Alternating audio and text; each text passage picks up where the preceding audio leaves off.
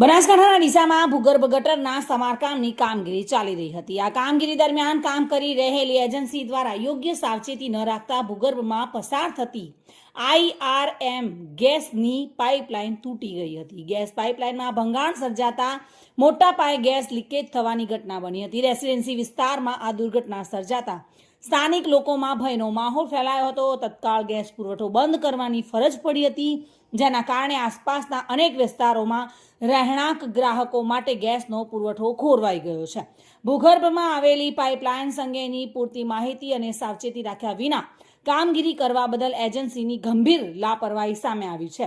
આવી બેદરકારીના કારણે મોટો અકસ્માત સર્જાવાની શક્યતા હતી, પરંતુ કોઈ જાનહાનિ થઈ ન હતી અને ગેસ કંપની દ્વારા તાત્કાલિક ધોરણે સમારકામની કામગીરી શરૂ કરવામાં આવી હતી, પરંતુ પુરવઠો પૂર્વવત થતાં હજુ થોડો સમય લાગી શકે છે। સ્થાનિકોએ આ બેદરકારી બદલ જવાબદાર એજન્સી સામે કડક કાર્યવાહી કરવાની માંગ કરી છે।